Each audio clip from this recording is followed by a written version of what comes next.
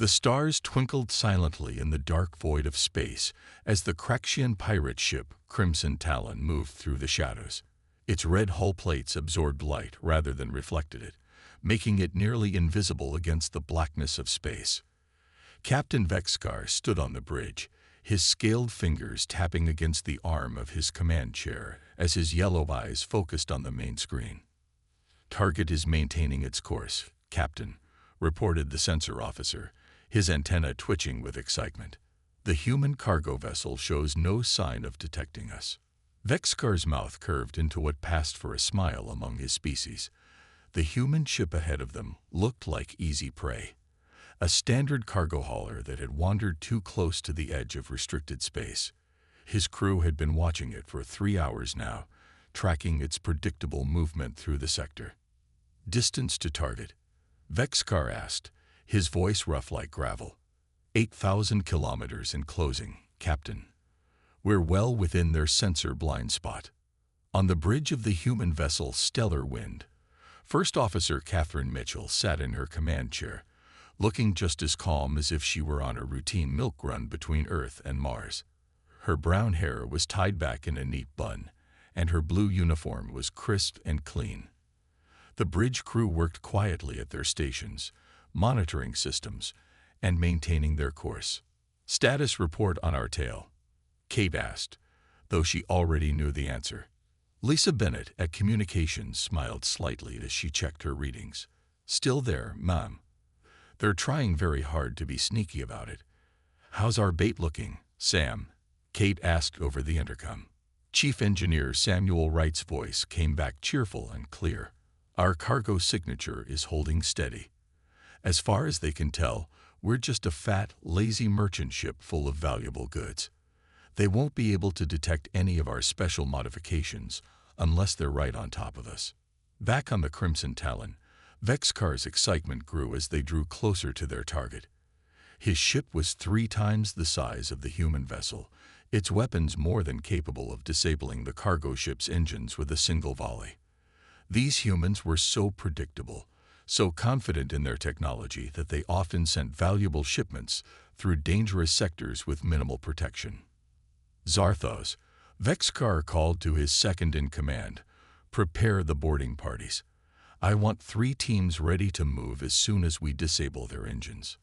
The tall, lanky alien nodded, his ceremonial battle scars gleaming under the bridge lights. "Already done, Captain. Our warriors are eager for action. It has been too long since our last successful raid." "What about the restricted space warnings?" asked a younger crew member, his scales still showing the green tint of youth. Vexkar laughed, a harsh sound that made several crew members flinch. "Human warnings are like their cargo ships. All show, no substance. They mark half their territory as restricted, but we've never seen anything to justify such caution. They're soft creatures who rely too much on their technology." On the Stellar Wind, John Russell watched the tactical display from his security station. The pirate vessel was doing exactly what their intelligence said it would do, following the same hunting patterns the Kraxians had used in a dozen other raids on the frontier. He caught Kate's eye and nodded slightly. Everything was going according to plan. "Time to contact?" Kate asked, her voice steady and professional. 3 minutes until they're within optimal range," John replied. "Want to bet they'll try to disable our engines first?" "No bet," Kate said with a small smile. "Let's keep playing it casual, people. As far as they know, we're just a simple cargo ship that's wandered off the main shipping lanes." The bridge crew continued their work, maintaining the illusion of an ordinary merchant vessel. Deep within the ship, hidden systems hummed quietly, waiting to be activated. Elizabeth Carter monitored her quantum laboratory's readings, making sure everything was ready for their uninvited guests. As the Crimson Talon closed in for what its crew thought would be an easy capture, none of them realized they were about to learn why humans marked certain sectors of space as restricted. It wasn't to keep pirates out. It was to protect them from what lay within. The Crimson Talon's weapons officer flexed his clawed fingers over his control panel. "Weapons locked on their engine section, Captain," he reported with a predatory grin. One shot will disable their dry systems. Captain Vexkar raised his scaled hand, ready to give the order to fire. The human cargo ship floated ahead of them, still making no attempt to run or call for help. It was almost too easy. "Fire," he commanded. Bright purple energy beams lanced out from the Crimson Talon's forward weapons. They struck the Stellar Wind's engine section directly, and seemed to ripple across an invisible barrier, dissipating harmlessly into space. On the Stellar Wind's bridge, Kate Mitchell allowed herself a small smile. "Shield effectiveness?" she asked calmly. 100%, Samuel Wright reported from engineering. "Their weapons didn't even make our coffee cups rattle." "Want me to power up our special editions now?" "Not yet," Kate replied. "Let's see what they try next." "Lisa, are they attempting to contact us?" Lisa Bennett checked her communications panel. "Right on schedule. They're demanding we power down our engines and prepare to be boarded." She paused, listening to the incoming transmission. "They're using their scariest voice." The pirates' confusion was visible on every face on the Crimson Talon's bridge. Their sensors had shown no shield systems on the cargo vessel, yet their weapons had clearly hit something. "Impossible," Zarthos growled. "Our scans showed no defensive capabilities." "Fire again," Vexkar ordered, his previous confidence beginning to crack. "Full power to all forward weapons." The Crimson Talon's weapons blazed, pouring energy into the seemingly defenseless cargo ship. Again, the beams splashed harmlessly across an invisible barrier. The human vessel continued its steady course as if nothing had happened. John Russell watched the tactical display with amusement. "They're trying to breach our hull with cutting beams now," he reported. "Should I activate our countermeasures?" "Not yet," Kate said. "Sam, how are our visitors' entry preparations coming along?"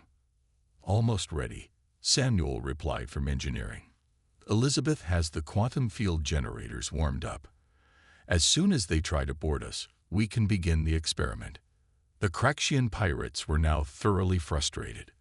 Their most powerful weapons had failed to leave even a scratch on the cargo ship, but they had one more trick to try: their specialized boarding pods. "Launch the boarding units," Vexkar commanded. "If we can't break their shields, we'll bypass them completely." 3 sleek pods shot out from the Crimson Talon's hull. They were designed to create localized holes in shield systems, allowing pirates to board even well-defended ships. The pods streaked toward the Stellar Wind, their energy disruptors already active. "Boarding pods approaching," John announced. "They're using Mark 7 shield penetrators. Pretty advanced for pirates." "Expensive equipment," Kate noted. "Sam, are we ready to receive our guests?" "All set," Samuel confirmed. "Elizabeth says the quantum fields are stable. Mary has her security teams in position. We can start the show whenever you're ready." The boarding pods reached the Stellar Wind's hull, their disruptors creating small gaps in what the pirates thought was a standard shield system. They latched onto the hull with magnetic clamps, and teams of heavily armed Craxian pirates began cutting their way inside. "They're through the outer hull," John reported, "entering access corridor 7. Kate nodded. "Right where we want them. Lisa, send the signal to the observation team. Let them know the experiment is about to begin." Deep within the ship, Elizabeth Carter watched her instruments as the pirates drew closer to her laboratory. The quantum field generators hummed quietly, their true purpose still hidden from the invaders. Mary Thompson and her security teams waited silently in concealed positions, ready to act when the moment was right. The pirates thought they were springing a trap on a helpless cargo ship. They didn't realize they were walking into something far more elaborate, a carefully planned demonstration of why some sections of human space carried warning signs. They were about to become unwitting participants in an experiment that would change their understanding of human capabilities forever. Zarthos led his boarding team through the eerily quiet corridors of the Stellar Wind. Their heavy boots made metallic sounds on the floor as they moved forward, weapons ready. The lighting was dim, and the air felt strangely thick. "This doesn't feel right," muttered one of his warriors, checking his scanner again. "Where is everyone? There should be at least 30 humans on a ship this size." "Scared humans hide," Zarthos replied, but doubt crept into his voice. "Check those doors. They must have sealed themselves in somewhere." From hidden observation points, John Russell and his security team watched the pirates through special cameras. The Craxians moved cautiously, their scaled bodies tense with anticipation. They wore advanced combat suits and carried weapons that could punch through standard hull plating. "Team 1 has entered Section C," John reported quietly into his comm unit. "They're heading straight for the primary lab, just as predicted." "Perfect," Kate's voice came back. "Elizabeth, how are the readings looking?" In her control room, Elizabeth Carter studied the complex patterns on her screens. "The quantum field is stable. Every step they take brings them deeper into the effect zone. They have no idea what's about to happen." The pirates reached a large set of doors marked Cargo Bay 1. Zarthos smiled, showing his sharp teeth. This was what they had come for. Valuable human goods they could sell on the black market. "Cut through it," he ordered. Two of his warriors stepped forward with plasma cutters. The doors opened on their own before the cutters touched them. "That's not supposed to happen," one of the warriors said nervously. The cargo bay beyond the doors was enormous and completely empty. The walls seemed to shimmer slightly, but there was no cargo anywhere. In the center of the room, a strange device hummed quietly, giving off a soft blue light. "What kind of cargo ship has no cargo?" Zarthos growled. "Check your scanners again." The scanner operator shook his head in confusion. "Sir, the readings, they don't make sense. It's like the space inside this room is folded somehow." On the bridge, Kate checked the time. "They've reached the first checkpoint. Sam, start the power-up sequence." "Beginning power-up." Sanduel confirmed from engineering. "Mary, is your team in position?" "Ready and waiting." Mary Thompson replied from her hidden position near the cargo bay.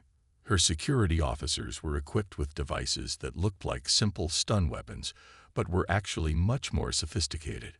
The pirates moved deeper into the cargo bay, drawn by the mysterious blue light. Their boots made strange echoes now, as if the sound was coming from multiple directions at once. "Captain," Zarthos called over his comm unit, "this isn't a normal cargo ship. We're seeing technology I've never encountered before. Request permission to withdraw and reassess." On the Crimson Talons bridge, Captain Vexcar hesitated. His instincts told him something was very wrong, but his pride wouldn't let him retreat. "Continue the mission," he ordered. "Find out what they're hiding." As the pirates approached the center of the room, the blue light began to pulse slowly. The air seemed to thicken even more, and some of the warriors swore they could see their own backs when they looked forward. "The quantum field is at full strength," Elizabeth reported excitedly. "All readings are in the green. We can begin the demonstration whenever you're ready." Kate's voice was calm, but held a note of satisfaction. "John, signal Mary's team. It's time to show our visitors why we put up all those warning signs." The blue light suddenly flared brighter, and the pirates felt a strange sensation, as if their bodies were being stretched and compressed at the same time. The walls of the cargo bay seemed to bend inward while also expanding outward. "What's happening?" One of the warriors cried out in panic. "What are these humans doing?" Zarthos raised his weapon, but he couldn't tell which direction was which anymore. The humans had lured them into something far beyond their understanding, and now they were about to learn exactly what kind of ship they had tried to raid. The blue light in the cargo bay pulsed faster now, making the air ripple like water. Zarthos and his warriors huddled together, their weapons pointed outward in all directions. The walls seemed to breathe, moving in and out in impossible ways. "This is no cargo bay," Zarthos realized with growing horror. "This is some kind of laboratory." "Correct," a calm voice said from everywhere and nowhere at once. The pirates spun around, trying to find its source. Elizabeth Carter stood at her control panel, her voice carried through hidden speakers. Welcome to Project Nexus, gentlemen. You've just entered humanity's first successful quantum manipulation field. On the bridge, Kate watched through special cameras that could handle the strange effects of the quantum field. "Status report," she asked. "The pirates are completely contained," Samuel replied from engineering. "The quantum bubble is stable and expanding exactly as planned. Elizabeth's new containment algorithms are working perfectly." In the cargo bay, the pirates watched in disbelief as parts of the room began to fold in on themselves. The blue light created patterns in the air that hurt their eyes when they tried to follow them. "What are you doing to us?" Zarthos demanded, trying to keep his voice steady. His scanner was showing impossible readings, numbers and symbols that made no sense. "We're bending space," Elizabeth explained simply. "This ship isn't designed to carry cargo. It's a test platform for new technology that lets us reshape reality itself. You're currently inside a bubble where the normal rules of space don't apply." One of the warriors fired his weapon in panic. The energy beam curved around the room in a perfect circle, nearly hitting the pirates who fired it. They ducked, finally understanding how helpless they were. Mary Thompson and her security team stepped out of what seemed to be solid walls, their special suits protecting them from the quantum effects. "Please put down your weapons," she said firmly. "They won't help you here, and we'd rather not have any accidents with unstable energy discharges in a folded space." Back on the Crimson Talon, Captain Vexcar watched his display screens in confusion. The cargo bay where his boarding team stood seemed to exist in several places at once, and the energy readings were off the charts. "Sir," his sensor officer reported, voice shaking, "I'm detecting technology far beyond anything in our database. The humans, they're doing something to the structure of space itself." Lisa Bennett's voice came through clear on all the pirates' communication channels. "Captain Vexcar, I suggest you power down your weapons and engines. Your boarding team is safe, but they're currently in a very delicate situation. Any aggressive action from your ship might disrupt the quantum field, with unfortunate results." In the cargo bay, Elizabeth continued her explanation to the stunned pirates. "For years, other species have wondered why we mark so much of our space as restricted. You're about to find out why. This ship is just a small example of what we can do with quantum manipulation technology." The pirates watched in amazement as a small object, a simple metal cube, floated in front of them. At Elizabeth's command, it existed in multiple places at once, then turned itself inside out without breaking. "Impossible," Zarthos whispered. "This violates every law of physics we know." "That's the point," Elizabeth said with a hint of pride. "We're not breaking the laws of physics. We're rewriting them. This is why we try to keep other species away from our restricted zones. Most of our experiments are perfectly safe, but some, well, let's just say you're lucky you ran into one of our safer test ships." Mary's security team moved in closer, their special suits rippling with the quantum field's effects. "Now," she said calmly, "let's talk about why you thought it was a good idea to ignore those warning signs around restricted human space." The pirates could only stare in silence, their weapons forgotten at their feet. They had come looking for valuable cargo, but instead they had found something far more significant. Proof that humans were not the simple, technologically limited species they had believed them to be. They had discovered why human restricted space was truly restricted, and it was more terrifying than anything they could have imagined. Operations Director Daniel Peters walked through the solid wall of the cargo bay, as if it wasn't there. His uniform was clean and pressed, and he carried a small tablet in his hands. The pirates stared at him, their scaled faces showing a mix of fear and amazement. "Now that we have your attention," Daniel said calmly, "let's show you what this ship can really do." "Elizabeth, begin the demonstration sequence." The blue light in the room shifted to a deep purple. The pirates felt a strange tingling sensation as the quantum field increased in strength. The walls of the cargo bay seemed to fold away, revealing the vast emptiness of space around them. "Don't worry, you're perfectly safe," Elizabeth's voice assured them. "We're simply adjusting local spacetime to give you a better view. The ship's hull is still there, just shifted slightly to the left of now." On the bridge, Kate watched the readings with satisfaction. "How are our guests handling the demonstration, Mary?" "They're surprisingly calm," Mary reported from her position near the pirates. "I think they're too shocked to panic. Even their captain is watching quietly from his ship." The space around the pirates began to change. Stars stretched and bent, forming impossible patterns. A small box appeared in the center of the room, floating in midair. "This is a quantum storage device," Daniel explained, pointing to the box. "Watch carefully."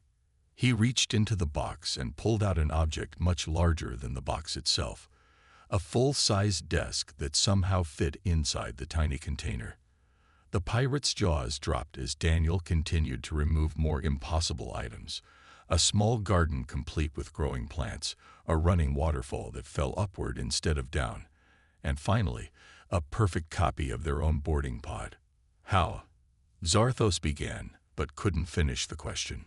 "Quantum manipulation allows us to store objects in folded space," Daniel explained. "Size becomes meaningless when you can bend reality. This technology is still in its early stages. We've only been working on it for about 20 years. Samuel's voice came through the comm system. "All systems are running perfectly, ready to proceed with Phase 2 of the demonstration." "Excellent," Daniel said. He turned to the pirates. "Now let's show you something really interesting." Elizabeth, initialize the temporal fold. The purple light pulsed once, and suddenly there were two of each pirate standing in the room. Perfect copies that moved and spoke in unison. "Don't be alarmed," Elizabeth said quickly. "We've simply shifted you slightly out of phase with normal time. What you're seeing are quantum echoes of yourselves from 2 seconds ago. The effect is temporary." Captain Vexkar's voice crackled over the pirates' comm units, sounding strained. "What are you people?" "We're scientists," Daniel replied simply. "Humans have always been curious about how the universe works. Once we figured out how to bend its rules, we started exploring the possibilities. That's why we mark certain areas as restricted. Some of our experiments can be unpredictable." To demonstrate his point, he gestured at an empty patch of air. A window opened in space itself, showing a view of Earth's moon. Through another window, they could see the surface of Mars. A third window showed what appeared to be another galaxy entirely. "Quantum tunneling," Elizabeth explained. "We can create temporary bridges between any 2 points in space. Very useful for exploration, but as you can imagine, not something we want people stumbling into by accident." Mary's security team moved forward, their special suits glowing softly in the purple light. "This demonstration is classified," she told the pirates. "Under normal circumstances, we would have to ensure you couldn't share what you've seen here." The pirates tensed, expecting the worst, but Daniel held up his hand. "However, in this case, we want you to tell others what you've witnessed. Consider this a formal warning to all who might think about entering restricted human space. We're not hiding because we're weak. We're containing our experiments to protect everyone else." The quantum echoes faded away, leaving single versions of the pirates standing in the cargo bay. The windows in space closed one by one, and the walls of the ship reappeared. But the message had been delivered. Humanity was far more advanced and far more dangerous than anyone had suspected. Captain Vexkar paced on his bridge, his claws clicking against the metal floor. The display showed impossible things happening on the human vessel. His boarding team was trapped inside that strange quantum field, and now he had to make a decision. "Power up the main engines," he ordered suddenly. "Prepare to fire all weapons at their bridge. We'll get our people back by force." "Sir," his weapons officer protested. "After what we've seen." "Do it," Vexkar roared. "They're still just humans, no matter what tricks they have." On the stellar wind, Lisa Bennett picked up the power surge from the pirate ship. "They're powering up weapons and engines," she reported calmly. "Looks like they want to try the hard way." Kate nodded. "Sam, Initiate defense pattern Omega. Elizabeth, expand the quantum field. The purple light surrounding the captured pirates began to spread, reaching out through space toward the Crimson Talon. The pirate ship's crew watched in horror as their hull began to shimmer and distort. "What's happening?" Vexcar demanded as his deck seemed to tilt in impossible directions. "The quantum field is expanding to include your ship." Elizabeth's voice came through their comm system. "Please don't resist. Your weapons can't affect something that exists in multiple spaces at once." Inside the cargo bay, Zarthos and his warriors watched as Mary's security team moved closer.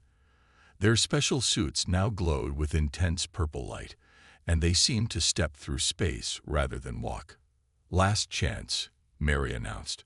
"Surrender peacefully, or we'll have to demonstrate some of our less pleasant quantum effects." One of the younger pirates panicked.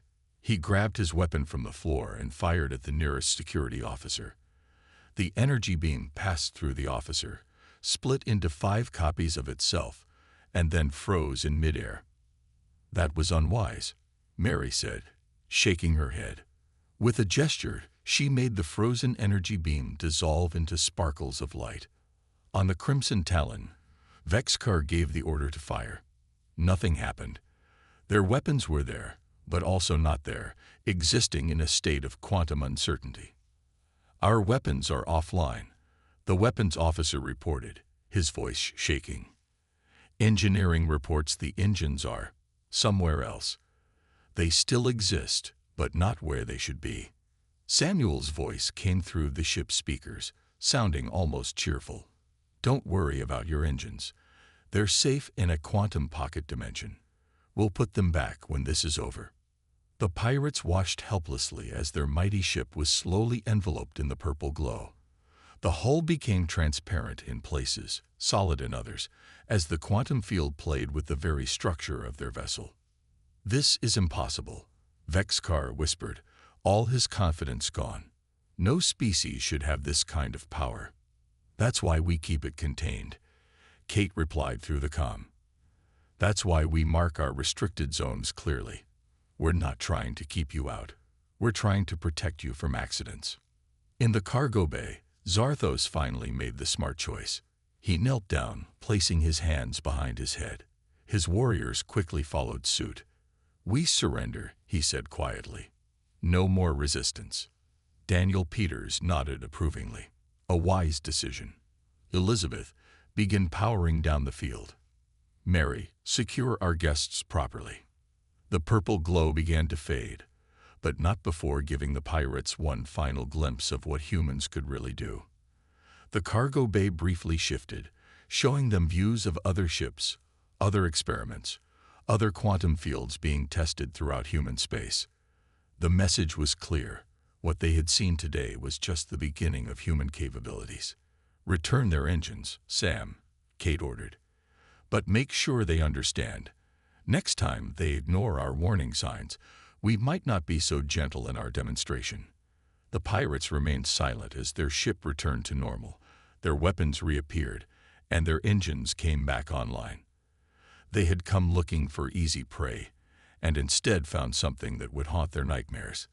The truth about why humans kept their distance, and what they were capable of doing when pushed. 3 days later, Paul Martinez sat across from Captain Vexcar in the Stellar Winds conference room. The pirate captain looked tired. His scales had lost their shine, and his usual confidence was gone.